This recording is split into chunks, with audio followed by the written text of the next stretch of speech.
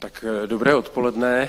Já vás srdečně vítám v Poslanecké sněmovně na naší konferenci nebo několikanásobné besedě, kterou uspořádalo NAFO a já jsem ji zaštítil a hned na začátku bych chtěl právě NAFO a občanské společnosti poděkovat za práci proti ruské propagandě, kterou dělají, protože hybridní a kognitivní válka je stejně nebezpečná jako ta horká, nebo možná je nebezpečnější tím, že když někdo vidí nějaké vojáky po něm střílet nebo přijet na tanku nebo stíhačku, která hází bomby, tak si každý hned uvědomí, kdo je nepřítel a přítel.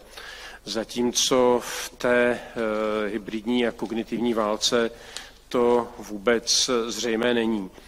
A já jsem byl asi oslovený, protože nesouhlasím v koalici převažujícím názorem, že nesmíme používat úplně termíny jako boj s dezinformacemi nebo hybridní válka, protože to údajně staví lidi proti sobě a vyvolává to jako protitlak veřejnosti.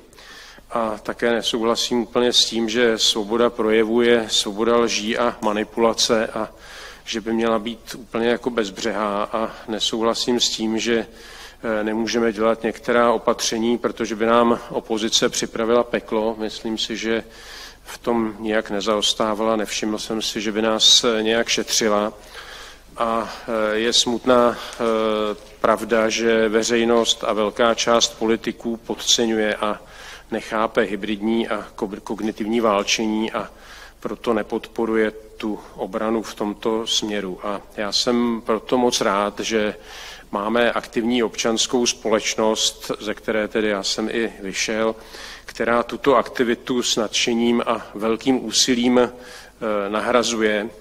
A vzhledem k podcenění hybridní války je dost pravděpodobné, že po volbách budeme občanskou společnost velmi potřebovat. A já vám teda přeju, abyste tady načerpali inspiraci a odhodlání, a já se na ty debaty velice těším a chci speciálně poděkovat vystupujícím, kteří se tady účastní. V prvním sledu Jan Marian z Ministerstva zahraničí, pak Ray Baisley a Benjamin Tallis, kteří jsou určitě velmi povolaní vám něco dobrého říct. A já s dovolením, protože tím jsem vyčerpal svoje projevy a budu také spíš nasávat a poslouchat, tak nebudu tady sedět u toho stolu a koukat se na vás, ale budu se dívat také na ty vystupující a budu mezi vámi. Děkuji.